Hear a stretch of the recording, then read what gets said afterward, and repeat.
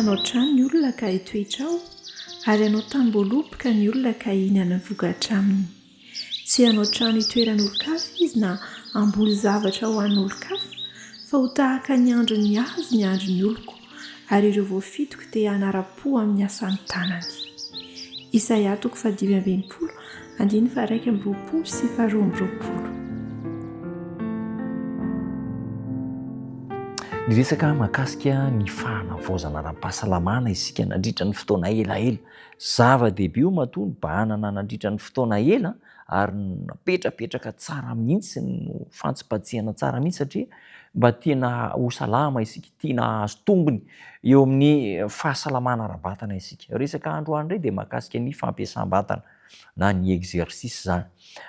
Misy ilay atao hoe asa tanana izay tokony ampianarin'ny ray aman-dreny ny ankizy ao an-tokantrano ao, ampianarina hanao asa madinidinika ao an-tokantrano, mety ahitam-bola, mety tsy ahitam-bola, fa toy ny tamin'ny andron'ny zanak'Israely dia tokony ampianarina ny adidy andavanandro ny ankizy ankehitriny, ny tanora tsirairay avy. Amin'izao fotoana iainantsika izao dia tena lasa tsy mahatsapa andraikitra intsony ny tanora sy ny ankizy ao an-tokantrano. Na dia hitan'izy ireo raha fa sahirana tsempoka izao anao manao zavatra anankiray, ray aman-dreny lehibe, mpitondra fiangonana, mibata dabilio dia mahagaga indraindray jereny zareo fotsiny ary dia ohatran'ny hoe zavatra normaly zany. Kanefa tena tsy ekena mihitsy zany eo amin'ny fitaizana ny zanak'Andriamanitra, fitaizana ny fiarahamonina. Io moa zany ilaintsika foana ny mampianatra an'ilay atao hoe éducation civique, fanabeazana ara-pitondran-tena. Tokony ampianarina ny tanora zany. Raha misy olona mitsangana, ray aman-dreny mitsangana ka misy tanora mipetraka, mitsangana ireo tanora fa omeo toerana ny ray aman-dreny satria ilaina ny fifanajana eo amin'ny ray aman-dreny, eo amin'ny zokiolona sy ny tanora. Io zany dia ampianarina ao an-tokantrano. Raha ankizy eo ry tanora ao, rehefa misy zavatra tokony atao ao an-tokantrano aza jerena fotsiny fa mandraisa fanapaha-kevitra hanao an'izy iny.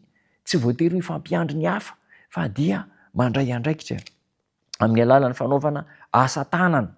Manao an'ireny asa madinidinika ao an-tokantrano, mampiditra trano, mamafa trano, mamafa tokotany, aza jerena fotsiny ray aman-dreny rehefa manao asa mafimafy.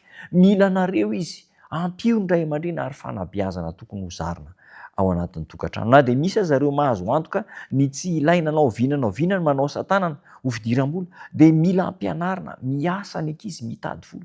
Tratran'ity hoe mitavandra fotsiny ny ankizy dia mangata-bola amin'ny ray aman-dreny isaky mihetsika. Indraindray heverin'izy ireo fa misy robinet misokafona fotsiny dia misy vola mivoaka ao amin'ny ray aman-dreny. Tsy zany. Ao ampianarina hanao asa tany hitady vola ny ankizy ary mafy dia mafy. Sahirana ny ray aman-dreny vao mahita an'ireny vola hividianantsika, anaovantsika ny tiantsika sy ny danin'ny kibontsika ireny. Tsy hanana vatana tomaty, fahasalamana matanjaka mihitsy ny olona raha tsy manao asa ara-batana.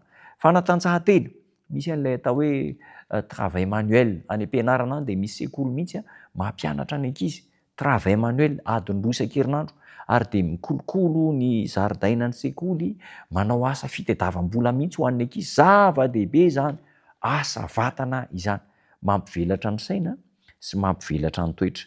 Ary tokony hanokana fotoana hampiasa ny vatana isan'andro ny olona rehetra, ny mpianatra adiny 4 isan'andro, 30 minitra isan'andro tokony hiazakazahana hanaovana asa vatana ankoatra ny asa izay atao ao an-trano, indrindra fa ireo mpiasa birao sy ny mpianatra izay mampiasa saina ny amin'ny asany andavanandro dia tokony hanao asa vatana 30 minitra isan'andro. Oka tsy hanao andreran-tena be loatra koa satria mandreraka ny aina ny asa vatana fa manao izay hanetsehana ny heretsika ary manao izay ahafahana manatanjaka ny hozatra. Io zany ilay fitenintsika malagasy hoe manala vokiny. Ny vokina nandritra ny alina tao am-pandriana tao dia etsehina ny hozatra rehetra. Manjary mora ny fanarahana ny fitsipiky ny fiainana raha ohatra ka manao fampiasam-batana isika. Ary rehefa takantsika izany dia manomana ny saintsika sy ny tenantsika hanatanteraka ny asa izay voatendrin'Andriamanitra ho ataontsika. Ny saina izay nobiazina, nofehezina dia vonona hiasa hanasoa satria nandray fahalalana ilaina ahatonga izay manana azy ho fitahiana ho an'ny hafa. Resakantsika androany zany ao anatin'ny fanavozana ara-pahasalamana dia izao ny fitaizam-batana, ny fanetsiketsehana ny vatana amin'ny alalan'ny asa andavanandro, travail manuel ao an-tokantrano ao, mety tsy ahizom-bola, mety ahazom-bola ary amin'ny alalan'ny fanatanjahantena. Iza moa ny tsy mahalala fa ilaina ny fanatanjahantena. Andeha anao fampiarina isika, ho tahin'ny tompo ianao, hiaro anao ny tompo hivavaka isika. Misaotra anao izay tompo tsara, ankoatran'ny sakafo, fitezam-batana ara-pahasalamana amin'ny sakafo, dia nomenao anay koa ny torohevitra momba ny fanatanjahantena, hampiasa vatana ka ho salama izahay.